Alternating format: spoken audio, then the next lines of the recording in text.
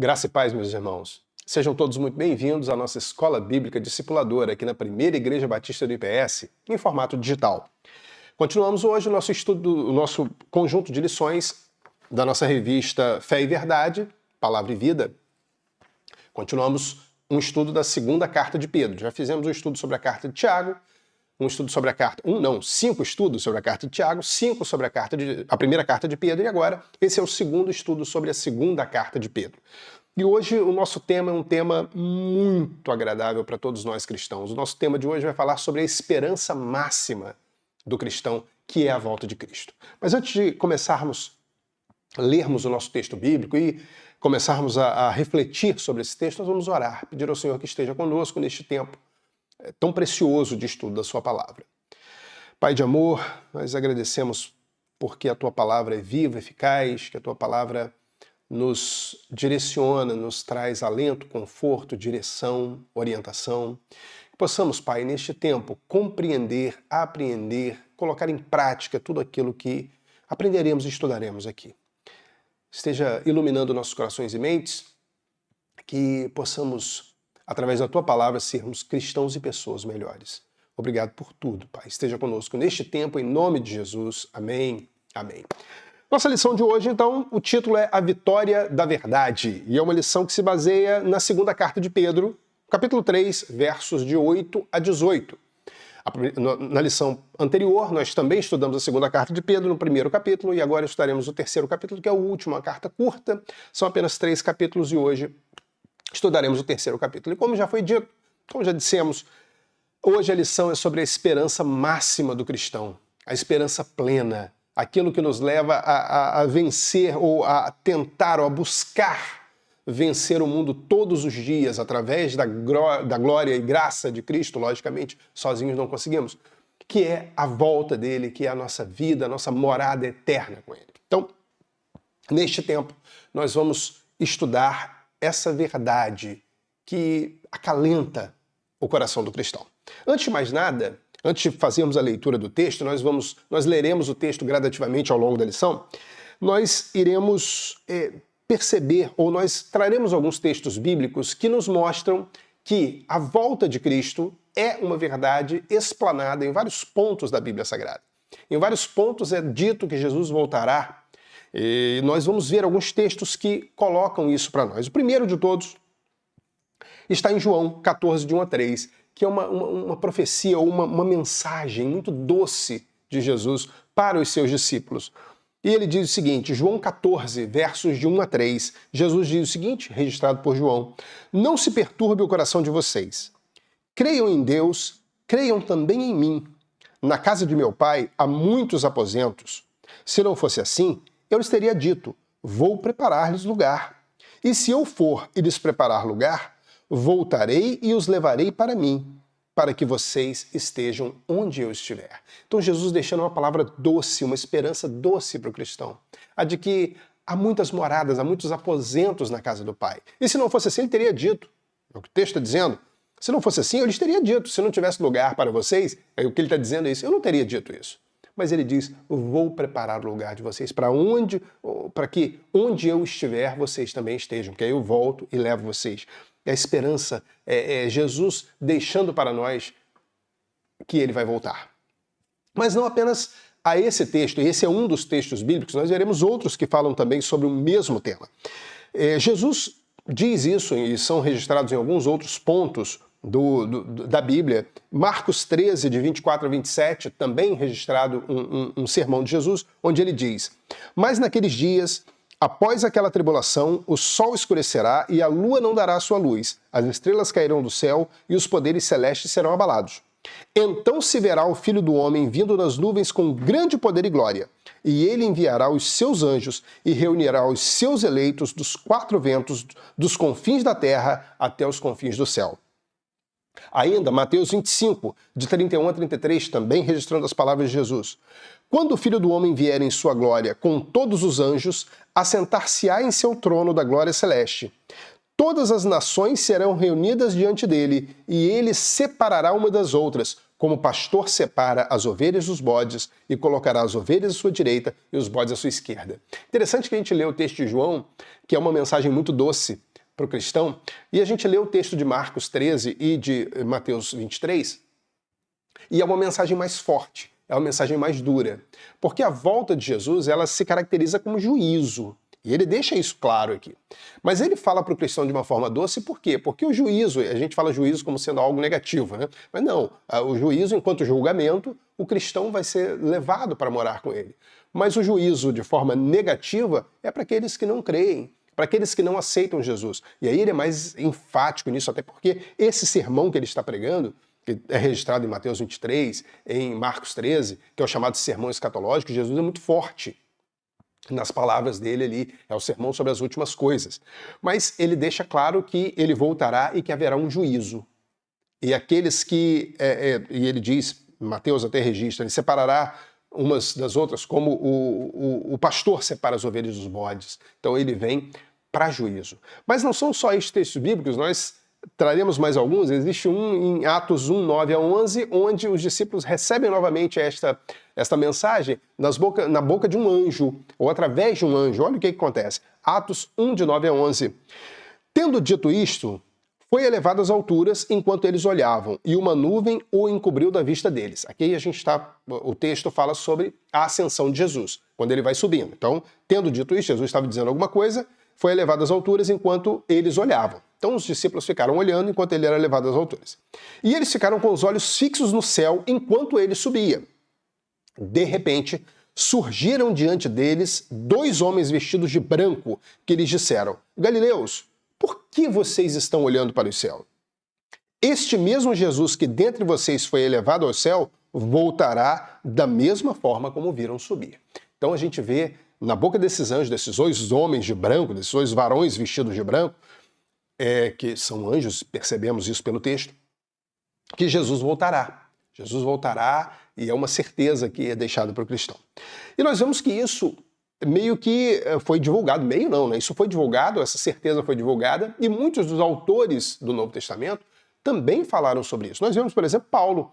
Paulo, quando escreve aos Tessalonicenses, na primeira carta, então 1 Tessalonicenses 4, 16 e 17, Paulo diz o seguinte: pois dada a ordem, com a voz do arcanjo e o ressoar da trombeta de Deus, o próprio Senhor descerá do céu, e os mortos em Cristo ressuscitarão primeiro. Depois disso, os que tivermos vivos seremos arrebatados, juntamente com eles, nas nuvens, para o encontro com o Senhor nos ares, e assim estaremos com o Senhor para sempre.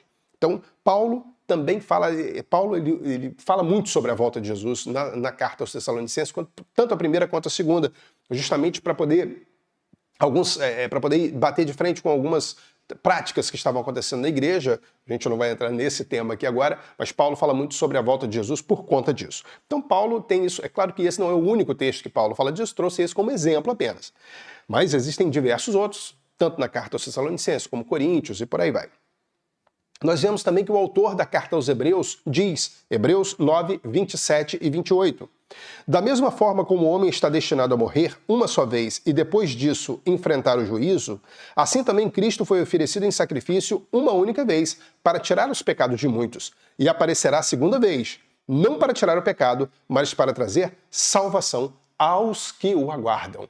Então o autor aos Hebreus fala que haverá uma volta de Cristo para trazer salvação para os que o aguardam, né? Para concretizar a salvação. A ideia é essa. A salvação nós já temos, mas para concretizar. E, claro, associando a Bíblia, claro, não é um único texto. Se pegarmos esse texto de Hebreus, olharmos junto com o texto de Mateus que nós lemos, Jesus vem então para separar bodes e ovelhas e concluir então todo o processo de salvação através da nossa glorificação para que moremos com ele. João, como ele retrata em João, o texto que lemos também. Mas João também retrata em outro texto, em Apocalipse 1, de 4 a 7, João diz o seguinte. João está dizendo, né, para quem ele escreve, por que ele escreve, ele diz o seguinte: João às 7 igrejas da província da Ásia. A vocês, graça e paz da parte daquele que é, que era e que há de vir, dos 7 espíritos que estão diante do seu trono, e de Jesus Cristo, que é a testemunha fiel, o primogênito dentre os mortos e o soberano dos reis da terra. Ele que nos ama e nos libertou dos nossos pecados por meio do seu sangue, e nos constituiu reino e sacerdotes para servir a seu Deus e Pai. A ele sejam a glória e poder para todos sempre. Amém. Eis que ele vem com as nuvens e todo olho verá, até mesmo aqueles que o transpassaram, e todos os povos da terra se lamentarão por causa dele, assim será. Amém. Então João também traz o Apocalipse, quando ele vai escrever o Apocalipse, ele traz a certeza da volta de Cristo.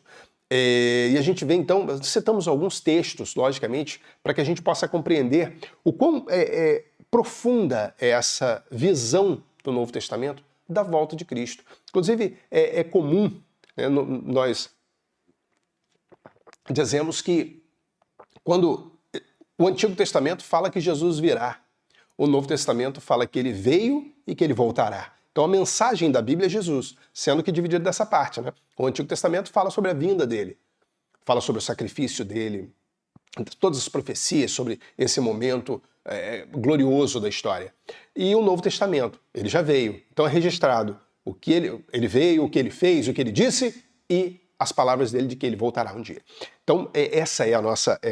isso nos traz a esperança, isso nos traz a tranquilidade, a segurança, como vimos, né, na lição passada. Na lição passada falamos muito sobre segurança. É interessante que Pedro, quando escreve essa carta, ele escreve esse trecho porque, por incrível que pareça, meus irmãos, é uma coisa triste, né?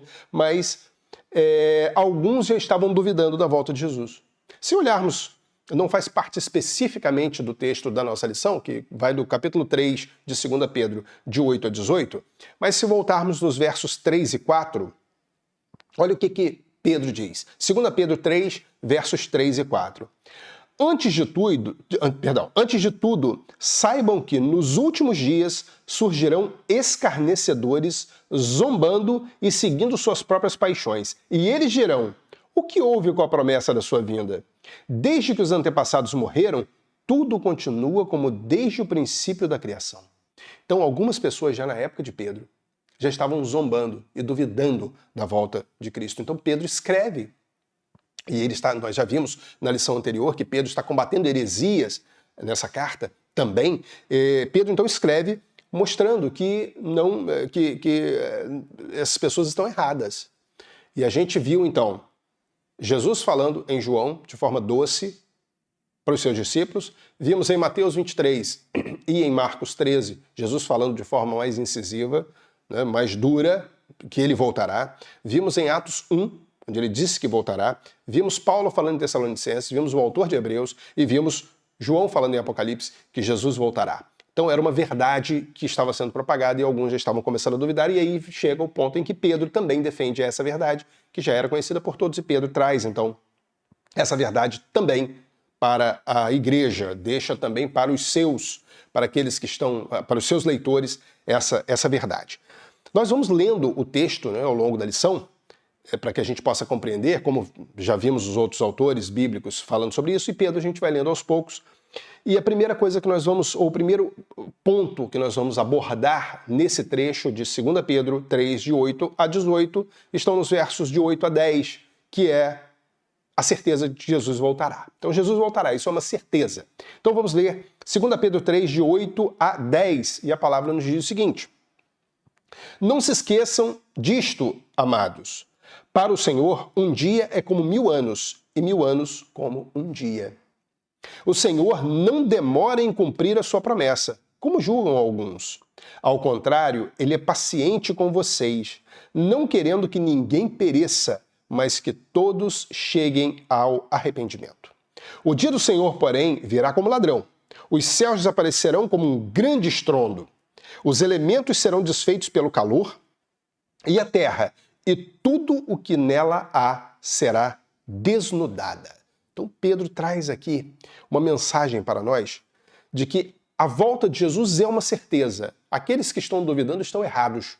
A volta é uma certeza. E é interessante que aqui está falando, o que Pedro está querendo dizer aqui, trazer de certeza, de esperança para a gente é o seguinte: enquanto as pessoas duvidam se Jesus vai voltar, e alguns até dizem, Jesus não vai voltar, o cristão ele se pergunta quando Jesus vai voltar. Ele não tem dúvida da volta de Cristo. Ele não tem dúvida disso.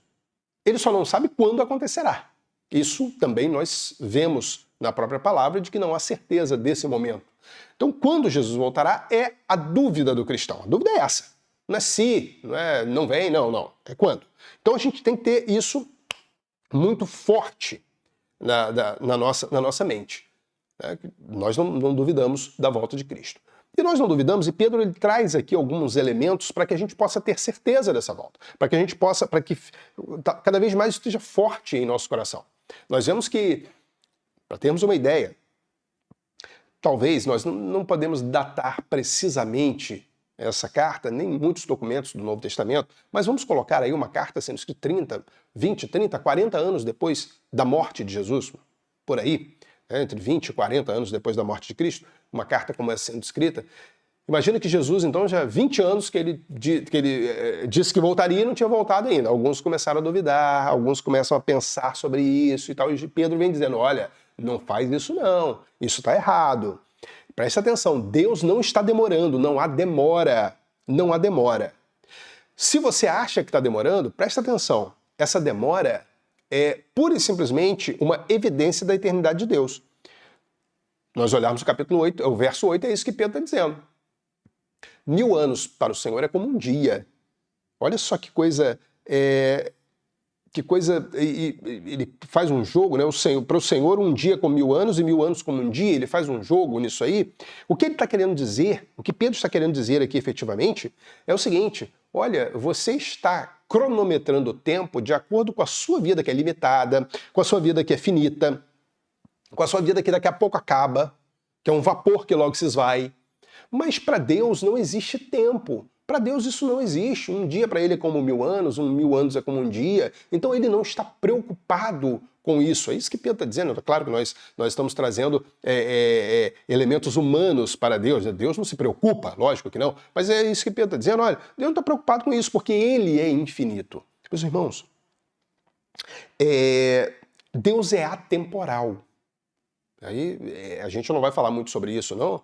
Porque isso aí é meio que, se a gente entrar muito nesse mérito, dá nó na cabeça, né? Atemporal, o que significa isso? Significa que Deus não está preso ao tempo.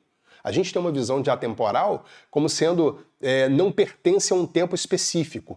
Então, existem elementos que são atemporais, existem livros que foram escritos há séculos passados e que são atemporais. A Bíblia, ela é atemporal, a gente usa a Bíblia como atemporal, ou seja, ela não está presa a um tempo específico, ela fala aos corações dos homens em todos os tempos. Mas Deus é atemporal acima disso, porque Deus criou o tempo. O tempo é criação divina. Nós podemos perceber que Deus criou tudo, inclusive o tempo. E ele está fora do tempo, então. Não vamos entrar nesse mérito, porque isso dá nó na cabeça. Isso aí deixa a gente meio, né? Se a gente vai muito por esse caminho, a gente deixa de praticar a palavra. Fica só teorizando a palavra. Mas é isso. Por que a gente então falou isso? Porque falar sobre essa atemporalidade de Deus? Porque quando nós dizemos que Deus é atemporal, nós dizemos que ele nem se atrasa nem se adianta. Ué, se ele está fora do tempo, ele não está atrasado, nem está adiantado. Está acontecendo tudo do jeito que ele quer. Então, essa demora que o homem, na sua finitude, percebe e acha que está sendo demorado, isso para Deus, isso só mostra que para Deus, como ser eterno, não está passando tempo, a coisa não está acontecendo. Vai acontecer tudo do jeito que ele quer. Tudo do jeito que ele programou, no momento certo que ele programou. Deus não se atrasa, Deus não se adianta. Deus está fazendo no tempo dele, porque ele tem a eternidade à sua disposição. Inclusive, quando a gente fala, né? A Bíblia fala, e a gente diz isso porque é bíblico, né? Deus é o mesmo ontem, hoje e eternamente. Deus não muda, a imutabilidade de Deus. Quando nós falamos isso, ou dizemos isso, nós estamos falando dentro da perspectiva humana. Então, nós falamos que Deus é o mesmo ontem, hoje e eternamente. Só que para Deus não existe ontem, hoje e eternamente. Então por isso que ele não muda. Uma das características da passagem do tempo é mudança. Deus não muda porque ele está fora do tempo. Então Deus não se atrasa, Deus não se adianta, Deus é o mesmo, a sua palavra não volta atrás. Então a gente vê que a demora que nós vemos é uma evidência de que Deus é um ser eterno. É a eternidade dele, que a gente não consegue compreender. Se a gente for tentar compreender, a gente entra em parafuso, como se diz normalmente, né, no popular. Mas essa demora também, nós vimos no texto, que é o exercício da paciência de Deus. O texto diz isso, olha, se a gente olhar no verso 9, está dizendo: o Senhor não demora em cumprir a sua promessa como julgam alguns. Ao contrário, ele é paciente com vocês, não querendo que ninguém pereça, mas que todos cheguem ao arrependimento. Então, quando Deus demora, como alguns estão dizendo, e aqui Pedro está dizendo que ele não demora, ele está exercendo a paciência dele. E quem diz que Deus está demorando, ele está sendo insensível. Ele não está olhando para o outro, que muitas vezes não vai ter tempo de ouvir a palavra, se acontecer do jeito que ele quer, logicamente, né? Ah, não, eu quero que Jesus volte hoje. Jesus volta hoje, teve gente que ainda não ouviu a palavra. Então, quem pede isso está sendo insensível. Então, Deus, ele está exercendo a paciência dele, a longanimidade dele, né, que é o ânimo longo, a misericórdia dele, segurando ou fazendo o juízo ou a volta de Cristo levar mais tempo do que realmente a gente, na nossa mente humana, quer que aconteça. Então, é Deus exercendo a paciência. A gente vê que em 1 Timóteo 2, 3 e 4, Paulo complementa esse verso dizendo: isso é bom e agradável perante Deus, nosso Salvador, que deseja que todos os homens sejam salvos e cheguem ao conhecimento da verdade. Então Deus, ele está adiando a volta, e aí adiando, a gente está usando uma palavra, vejam bem, meus irmãos, para a gente compreender isso aí, a gente vai usar muitos termos que são humanos, mas nós já dissemos que Deus não se atrasa nem adianta. Então nós usamos termos para que a gente possa compreender isso. Então Deus está adiando a volta de Cristo justamente para que os homens tenham condição, pela misericórdia dele, para que os homens consigam chegar ao conhecimento dele e assim possam ser salvos, porque essa é a vontade de Deus. Nós ainda temos, Pedro continua discorrendo, dizendo que quando a gente diz que demora, isso é uma incompreensão dos projetos de Deus, foi o que nós já dissemos. Deus não se atrasa, Deus não adianta, não se adianta, o plano dele vai se realizar no momento certo, e quando nós dissemos, nós dizemos, Deus está atrasando, Deus está atrasado, Deus está atrasado, ele não está, Jesus não volta, ele disse que ia voltar, mas não volta, a gente não está compreendendo o plano de Deus. Nós estamos sendo insensíveis, nós estamos querendo apressar as coisas, e a gente vai falar até sobre apressar as coisas um pouquinho depois, mas a gente está sendo insensível, a gente não está olhando pelo outro que precisa ouvir a palavra. Então, muitas vezes essa demora é essa percepção de que Deus está demorando é uma incompreensão dos planos dele. E é claro, segundo o verso 10, a demora não significa que a palavra de Deus foi anulada. A demora não significa que a palavra de Deus não irá se cumprir. Nós vemos que no verso 10 diz: o dia do Senhor, porém, virá como ladrão. Os céus desaparecerão como um grande estrondo, e os elementos serão desfeitos pelo calor, e a terra e tudo o que nela há será desnudada. Olha o que Pedro está falando aqui. O dia do Senhor virá como ladrão. Ou seja, vai acontecer de repente. Jesus fala sobre isso também lá em Mateus 23. Vem como um ladrão, vem como algo que não se espera, e assim acontece, né? Assim vai ser a vinda do Senhor. E isso não anula o plano de Deus. Essa demora não está anulando o plano de Deus, vai acontecer quando ninguém esperar. A gente vê que Paulo em Tessalonicenses diz que quando Jesus voltar, o mundo vai estar agindo normalmente, o mundo vai estar agindo como agiu antes dos dias de Noé, antes do dilúvio, que os homens se casavam, se davam em casamento, estavam vivendo tranquilamente, e aí veio o dilúvio e pegou a todos desprevenidos. Assim vai ser a vinda de Jesus também. Os homens estarão normalmente, estarão andando, estarão vivendo suas vidas, e Jesus voltará e muitos não estarão preparados para esse retorno. A gente vê que em Mateus 24, 35, Jesus deixa bem claro: o céu e a terra passarão, mas as minhas palavras jamais passarão. As palavras de Cristo não passam. O que ele disse vai acontecer, o que ele disse vai se cumprir. A gente pode achar que não, a gente pode, na nossa visão limitada, achar que não, mas vai se cumprir. Tudo isso, inclusive a volta dele. A gente vê que quando Jesus está escrevendo esse sermão escatológico, lá de Mateus 24, agora há pouco eu falei 23, é Mateus 24, o sermão escatológico está em Mateus 24, Marcos 13 e Lucas 23. É um sermão que fala sobre as últimas coisas, e a gente tem que ter em mente uma coisa: quando a gente vai ler esses textos, a gente às vezes fica meio confuso, porque Jesus fala de algumas coisas que já aconteceram, de outras que já se cumpriram, e fala sobre a geração, as coisas acontecerão e essa geração vai ver. Então, uma das formas da gente conseguir compreender isso é o seguinte: quando Jesus escreve, ou ele cita, ou ele diz esse sermão, ele está respondendo a duas perguntas. Ele não escreveu, né? Ele disse. Quando ele discursa, ele está respondendo a duas perguntas. Jesus, esse sermão é dito ali na última semana dele, ele está logo pouco depois ele seria crucificado, e os discípulos estão reunidos com ele, e começam mostrando o templo, essas pedras grandiosas e tal, e Jesus diz assim: olha, isso não ficará pedra sobre pedra, tudo isso vai ser destruído. E aí os discípulos chegam para ele e falam assim: mestre, diz para nós, quando acontecerão essas coisas? Primeira pergunta. E quais serão os sinais da tua vinda e do fim do mundo? Segunda pergunta. Então são duas perguntas que os discípulos fazem. Quais os sinais, quando acontecerão essas coisas? Ou seja, Jesus acabou de falar sobre a destruição do templo, a destruição de Jerusalém e tal, e os sinais da vinda e do juízo. E Jesus começa a responder, e ele vai respondendo aquilo ali ao longo do discurso dele, ele vai respondendo. Só que ele não diz, em cada trecho da resposta, o que ele está respondendo, se ele está respondendo a primeira pergunta ou a segunda, se ele está respondendo aquele ponto ou outro. Então, muitas vezes a gente olha e fala assim: para aí, mas confuso isso aqui. Não, é só a gente perceber isso. Olha, tem coisas que Jesus está respondendo na primeira pergunta, tem coisas que Jesus está respondendo na segunda pergunta. E aí a gente vai compreender melhor esse texto. E é claro que Jesus fala dessa forma porque é uma linguagem profética. Na linguagem profética é comum que isso aconteça. A gente vê que muitas profecias, por exemplo, nós vemos Isaías quando ele recebe uma profecia de que a mulher dará à luz e o filho nascerá, e ele escolherá o bem antes logo cedo, né, antes da comida. Ele vem falando sobre isso, né? Ele saberá escolher o que é certo, o que é errado. Nós vemos que aquela é uma profecia com relação a Cristo.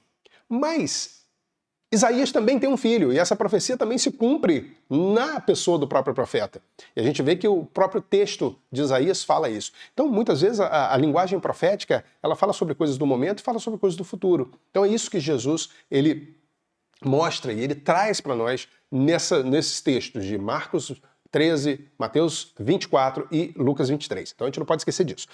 Pois bem, esses parênteses, né, para a gente poder, é importante a gente também trazer algumas coisas, algumas explicações sobre alguns textos bíblicos, mas é importante que o que Jesus deixa é: o céu e a terra passarão, mas minhas palavras jamais passarão, ou seja, isso Mateus 24, 35, ou seja, não adianta, vai acontecer, as coisas acontecerão. Não, a palavra dele não é anulada, a palavra dele não é lançada por terra e nem os planos dele vão mudar do nada, não existe isso. E a gente vê que nesse verso 10, Pedro fala: o dia do Senhor, porém, virá como ladrão. E aí ele entra numa linguagem bastante apocalíptica, né? Uma linguagem de juízo, uma linguagem forte.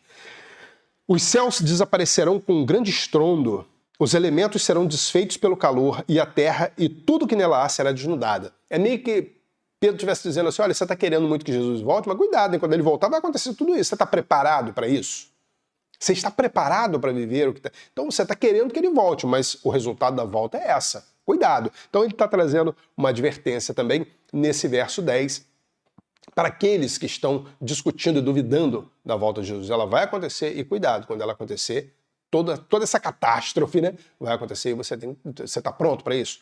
Então Pedro é muito claro nisso. Mas ele continua, o texto continua, ele traz mais algumas mensagens e ele, a partir do verso 11, vamos ler do 11 até o 14, onde ele mostra que Jesus voltará, não temos dúvida, e o que nós devemos fazer? Nós devemos ser zelosos. Olha o que diz a partir do verso 11 até o verso 14. Visto que tudo será assim desfeito, que tipo de pessoas é necessário que vocês sejam? Vivam de maneira santa e piedosa, esperando o dia de Deus e apresentando a sua vinda. Naquele dia, os céus serão desfeitos pelo fogo e os elementos se derreterão pelo calor. Todavia, de acordo com a sua promessa, esperamos novos céus e nova terra, onde habita a justiça. Portanto, amados, enquanto esperam estas coisas, empenhem-se para serem encontrados por ele em paz, imaculados e inculpáveis. Então Pedro está dizendo aqui o seguinte, aí ele fala, olha que, novamente ele cita a destruição, no verso 12, naquele dia os céus serão desfeitos pelo fogo, os elementos se derreterão pelo calor. Então ele está deixando uma mensagem para nós. Olha, vai acontecer. Do mesmo jeito que ele deixou a mensagem para aqueles que estão dizendo, olha, não vem, cuidado, hein, vai chegar e você está preparado? Ele está dizendo, olha, vai chegar, vai acontecer tudo isso. Então aí ele já traz uma orientação. Se prepara. E como? Como que eu vou me preparar? Como que nós devemos nos preparar? Que tipo de pessoa nós devemos ser? Essa é a pergunta que Pedro está respondendo aqui. E nesse ponto, nós somos exortados a termos uma vida santa e piedosa. Então a gente percebe aqui, lendo esse trecho da carta, isso está no verso 11, inclusive, né? Necessário que vocês sejam, vivam de maneira santa e piedosa, no finalzinho do verso 11, nós vemos que existe uma relação direta entre piedade e entre santidade e entre a volta de Cristo. Então, o que Pedro está dizendo? Olha, Jesus vai voltar, isso é certo, o mundo vai acabar, é o que ele está dizendo, e vocês têm que estar em santidade. O que isso quer dizer? Pedro está meio que dizendo aqui o seguinte, olha, vai acabar tudo, então não deposita suas esperanças nisso não. Tudo vai ser destruído, tudo vai ser derretido pelo calor, vai ser desfeito pelo fogo. Então não bota sua esperança nisso não, investe a sua esperança no que é eterno. Ah, você está investindo em quê? Em dinheiro? Está investindo sua esperança em dinheiro? Você está investindo sua esperança em poder? Está investindo sua esperança, nós vimos isso em lições anteriores, inclusive Pedro falando sobre isso. Então você está investindo seu tempo nessas coisas, não perde tempo com isso não, rapaz. Perde tempo com isso não. Investe no que é eterno. E como que você investe no que é eterno? Tendo uma vida santa e piedosa. Olha que coisa. E o que seria essa piedade? Nós vimos na lição anterior. Essa piedade é como nós enxergamos e como nós nos relacionamos com as coisas divinas, com as coisas de Deus. Isso é piedade. E santidade é aquela busca que nós fazemos constantemente para estarmos cada vez mais distantes do mundo. Santo é separado, né? Mais distantes do mundo, mais próximos das coisas celestiais, mais próximos das coisas de Deus. Quer dizer que a gente tem que sair do mundo? Não, inclusive Jesus diz isso. Né? Eles estão no mundo, eu não peço, lá em João 17, na oração sacerdotal de Jesus, Pai, eu não os peço que os tire, eu não peço que os tire do mundo, mas os proteja. Então é isso que Jesus pede, ele não quer que a gente saia do mundo, mas nós temos que buscar a santidade para que a gente possa estar longe, para que a gente possa suportar e para que a gente possa vencer as tentações quando elas vêm. Então, essa é a ideia, essa é a questão da piedade, é a questão da santidade. É isso que nós devemos buscar, é isso que nós devemos trazer bem forte dentro de nós. E como que a gente faz isso, meus irmãos? Ó, meu irmão, minha irmã, uma maneira de a gente fazer isso, buscar a santidade, buscar piedade, uma forma é fazendo o que nós estamos fazendo aqui agora. Estudando a palavra de Deus, lendo a palavra de Deus, trazendo para dentro de nós essa palavra, internalizando essa palavra. Essa é uma forma de viver de forma santa e piedosa. Existem outras formas, lógico, né? A comunhão com Deus, a oração, ter uma vida, e nós vimos isso não é... isso nos leva, inclusive, né, essa questão do relacionamento com Deus nos leva a olhar para o nosso próximo de uma maneira diferente, com um cuidado especial. Isso também nos estimula a piedade e a santidade. Nós vimos isso na carta a Tiago, vimos na primeira carta de Pedro, nós vimos João dizendo isso, aquele que não ama o seu irmão, aquele que diz que ama a Deus, mas não ama o seu irmão, mentiroso. Então isso tudo faz parte, tudo isso que está divinamente ligado a cumprir os mandamentos, ou intimamente ligado a cumprir os mandamentos de Cristo, nos traz piedade e santidade, nos leva a ter uma vida piedosa e santa. Então isso a gente tem que buscar constantemente. Mas o texto nos diz, no verso 14, portanto, amados, enquanto esperam estas coisas, empenhem-se para serem encontrados por ele em paz, imaculados e inculpáveis. Bom, primeira coisa, ele está falando aí sobre esperar. Enquanto esperam essas coisas, olha, enquanto espera essas coisas, o que seria esse esperar? O que seria, o verso ele vem falando, né? O que seria esse esperar? O que seria essa característica que Pedro traz aqui? Esperar é aguardar com grande expectativa, é aguardar com profunda expectativa. É justamente o que nós dissemos, né? Se o mundo vai acabar, por que me prender a ele? Então essa esperança é esperança naquilo que é eterno. E ele fala também sobre apressar as coisas. Aí a gente fala, pô, então a gente pode apressar, o texto nos traz isso, nós podemos apressar a volta de Cristo?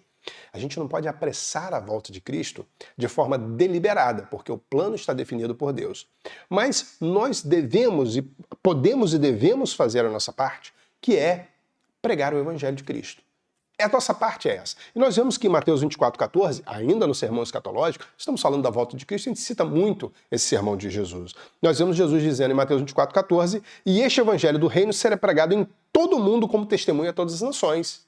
E então virá o fim. Então, a nossa parte para apressar, e aí falamos também numa linguagem humana, para que a gente possa compreender, para que a gente apressar a volta de Cristo, é a gente fazer a nossa parte. É a gente buscar pregar o Evangelho, a gente pregar o Evangelho a todas as nações, como foi dito. Isso é profundo, isso é tremendo para nós. E a gente vê que Pedro fala aqui que nós temos, a nossa esperança é viver no novo céu e uma nova terra, onde habita a justiça. Não importa o que a gente passa aqui, importa que a nossa morada celestial não há injustiça. A gente pode viver uma vida muito complexa, muito complicada, sendo acusado, sendo caluniado por sermos cristãos, injustiçados, mas a nossa morada celestial não haverá isso. Lá não há injustiça. E a gente vê, já concluindo a leitura do nosso texto, já quase, né? Vamos ler mais 2 versos antes dos 2 últimos, nos versos 15 e 16, Pedro continua explicando, continua mostrando sobre a volta de Cristo, continua mostrando sobre essa esperança, sobre o que devemos fazer, e ele diz o seguinte, versos 15 e 16. Tenham em mente que a paciência de nosso Senhor significa salvação, como também o nosso amado irmão Paulo lhes escreveu, com a sabedoria que Deus lhe deu. Ele escreve da mesma forma em todas as suas cartas, falando nelas desses assuntos. Suas cartas contêm algumas coisas difíceis de entender, as quais os ignorantes e instáveis torcem, como também o fazem com as demais escrituras, para a própria destruição dele. Bom, a gente vê aqui uma coisa muito interessante, né? Então, nós falamos que Jesus voltará, nós devemos pregar o Evangelho, e Pedro usa aqui, então, uma coisa muito interessante. Ele diz o seguinte, a paciência do Senhor significa salvação, ou seja, nós já falamos sobre isso, a paciência do Senhor é a longanimidade dele, é a misericórdia dele. Nós sabemos, se olharmos, por exemplo, se olharmos Lamentações 3, 22 e 23, o que o autor de Lamentações nos diz? As misericórdias do Senhor são a causa de não sermos consumidos, porque as suas misericórdias não têm fim, renovam-se a cada manhã, grande é a tua fidelidade. Então o autor de Lamentações, ele nos traz isso, as misericórdias do Senhor se renovam a cada manhã. Então quando a gente está dizendo que Deus ele vai demorar, Deus está demorando e tal, ele está sendo misericordioso. Deus está no momento da salvação. O momento que nós vivemos hoje é o momento da misericórdia, é o momento da salvação. É o momento em que Deus dá inúmeras oportunidades ao homem. Mas esse momento vai acabar. E Pedro, ele já disse isso e ele está dizendo mais uma vez, esse momento vai acabar. E ele está dizendo que não é só ele que está dizendo isso. Ele diz aqui, né, que não é só ele que diz isso dentro da Escritura. Ele fala, olha, o irmão Paulo também fala isso. Nosso amado irmão Paulo também fala isso. Ele também fala sobre a salvação, ele também fala sobre a paciência de Deus, ele fala isso em todas as suas cartas, ele diz, né, para os leitores aqui, ele já escreveu para vocês também. Ele está dizendo tudo isso. Não sou só eu que estou dizendo, como ele disse, não sou só eu que estou dizendo. Só tem uma coisa. Vai acabar o momento da misericórdia. Vai acabar o momento da salvação. Quando o momento da salvação e da misericórdia acabar, a misericórdia do Senhor vai acabar? Não, Deus é misericordioso porque faz parte dele. Mas vai chegar o momento do juízo. E no juízo não vai ter mais misericórdia. O tempo da misericórdia foi dado. Abraçou a misericórdia, abraçou a longanimidade, abraçou a salvação, quem quis.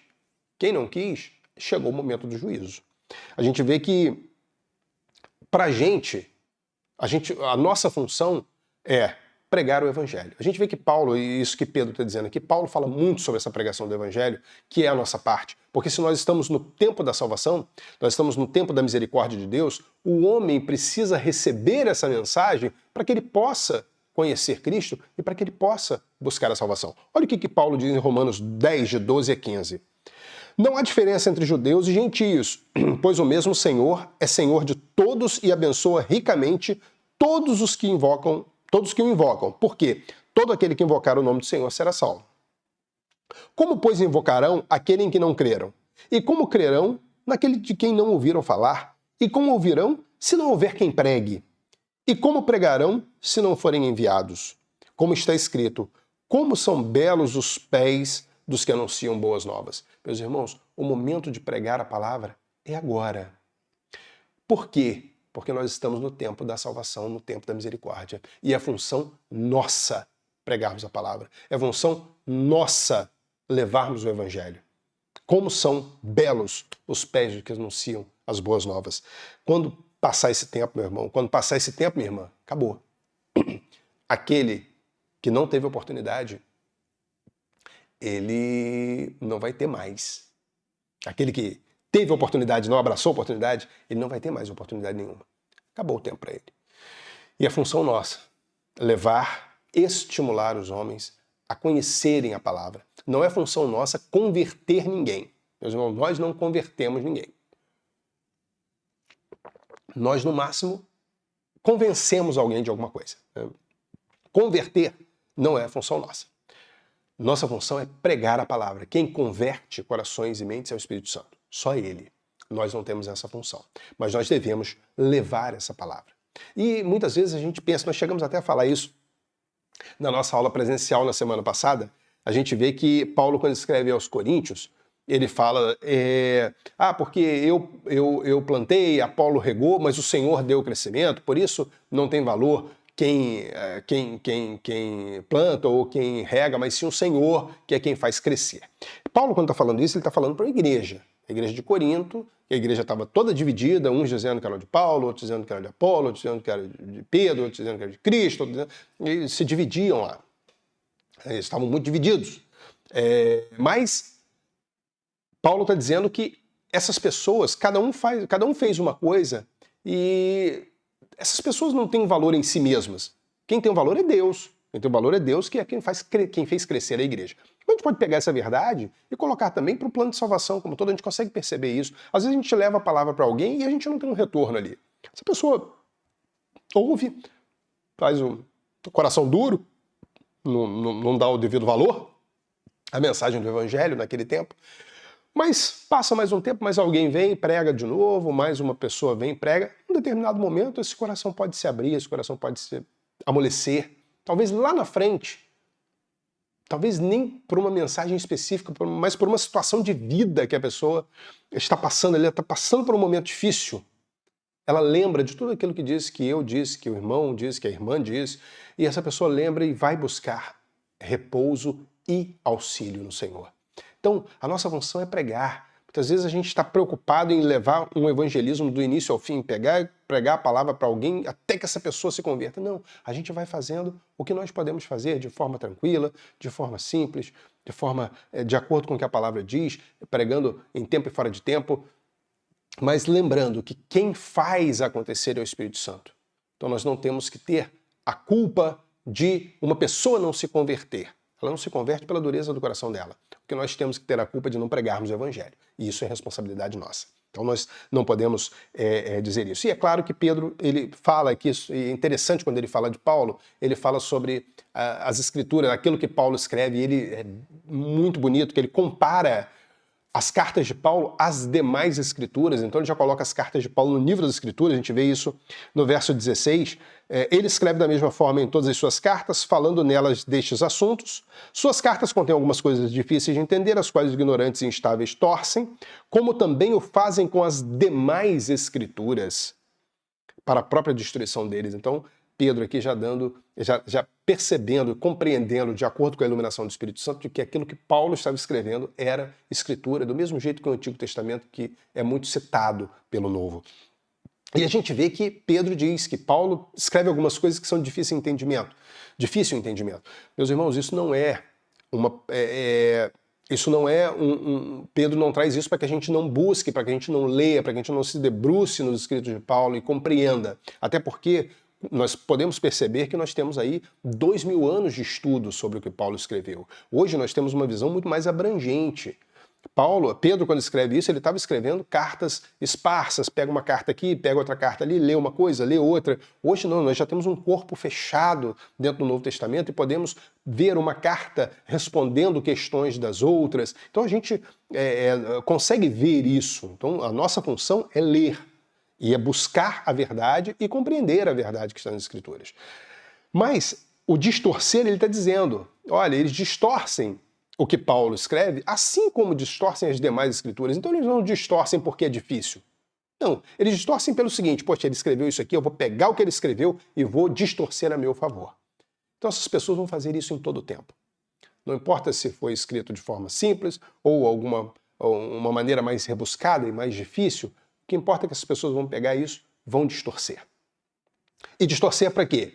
Pelo seu próprio interesse. Mas qual é o resultado disso? Para a própria destruição deles. É isso que a palavra diz. Então vamos ler, vamos estudar, vamos buscar na palavra e vamos compreender e aceitar os ensinamentos das Escrituras e não distorcer de acordo com o que a gente quer. É isso que Pedro deixa bem claro aqui. E Pedro termina, versos 17 e 18, desse capítulo 3 da sua segunda carta, que é o final da carta. Ele diz o seguinte, portanto, amados, sabendo disso o quê? Sabendo que a promessa não tarda, que Deus não se atrasa, que Deus não se adianta, que vai se cumprir tudo, que nós devemos ter uma vida santa, que o mundo vai ser destruído quando Jesus voltar, e por isso nós devemos buscar a santidade, ver o que é eterno e não o que está no mundo, diante da distorção que muitos fazem da carta de Paulo. Então, tudo que ele escreveu. Portanto, amados, sabendo disso, todas essas coisas, guardem-se para que não sejam levados pelo erro dos que não têm princípios morais, nem percam sua firmeza e caiam. Cresçam, porém, na graça e no conhecimento de nosso Senhor e Salvador Jesus Cristo. A Ele seja a glória, agora e para sempre. Amém. Então Pedro termina dizendo exatamente o que ele começou dizendo na carta, que nós devemos crescer na fé. Então, sabendo de tudo isso, sabendo dessas coisas, cresçamos na fé. Tenhamos uma fé mais firme, uma fé mais forte, mais madura. É isso que Pedro está dizendo. E ele fala aqui no verso 18, cresçam, porém, na graça e no conhecimento de nosso Senhor e Salvador Jesus Cristo. Olha que coisa interessante, no conhecimento. Se a gente voltar no primeiro capítulo da carta, se a gente olhar o verso 3, no verso 2 está escrito assim, graça e paz lhes sejam multiplicadas pelo pleno conhecimento de Deus e de Jesus nosso Senhor. Então, pleno conhecimento. No verso 3, o verso seguinte. Seu divino poder nos deu tudo de que necessitamos para a vida e para a piedade, por meio do pleno conhecimento daquele que nos chamou para a sua própria glória e virtude. Mais uma vez, o pleno conhecimento. No verso 8, Pedro diz, porque se essas qualidades existirem e estiverem crescendo em sua vida, elas impedirão que vocês, no pleno conhecimento do nosso Senhor Jesus Cristo, sejam inoperantes e improdutivos. Meus irmãos, é fundamental um pleno conhecimento do nosso Senhor e Salvador Jesus Cristo, para termos uma fé madura, e essa fé madura nos levará para longe dos erros daqueles que não têm princípios morais e também nos levam a não perder a firmeza e, consequentemente, cair. Então, essa fé madura nos mantém fortes, nos mantém firmes. A fé de que Jesus voltará, a certeza de que Jesus voltará, isso estimula ainda mais o nosso crescimento. Para a gente ver um pouco mais sobre maturidade, a gente não vai entrar novamente sobre essa maturidade, porque na lição passada falamos muito sobre isso. Então, volta na lição passada, assiste o vídeo, lê a nossa revista, que fala sobre esse crescimento, sobre essa maturidade, baseado nesse primeiro capítulo da carta que nós lemos alguns trechos aqui. Mas é necessário que a gente tenha a certeza e a plenitude da fé em Cristo. Isso é fundamental.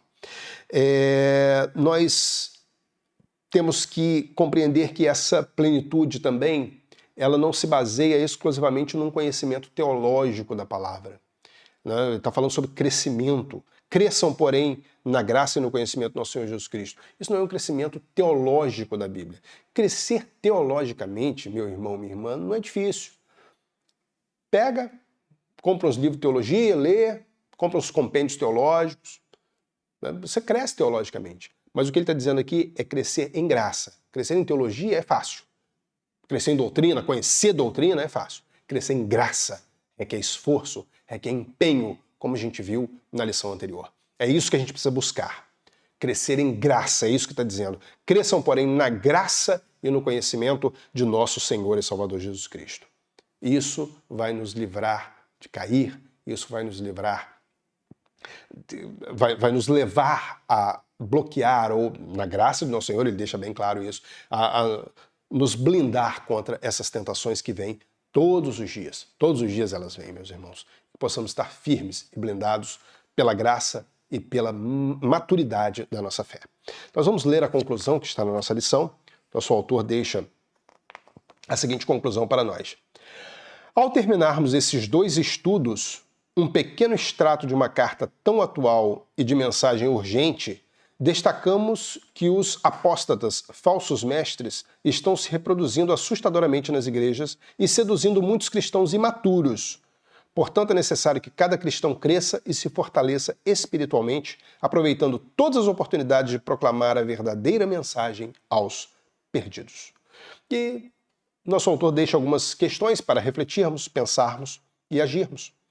E ele diz o seguinte: primeiro, você está atento à iminente volta de Jesus Cristo? 2. Você tem sido zeloso por uma vida santa e piedosa? 3. Você tem aproveitado bem as oportunidades para pregar o Evangelho? E 4. Você tem se dedicado a crescer na fé e no conhecimento de Jesus Cristo? Meu irmão, faça uma análise, minha irmã, faça uma reflexão sobre essas questões. Se algo está faltando, é o tempo do ajuste, é o tempo de colocar em prática, é o tempo de alinhar. O Senhor espera que nós nos alinhemos de acordo com o que Ele quer para nós.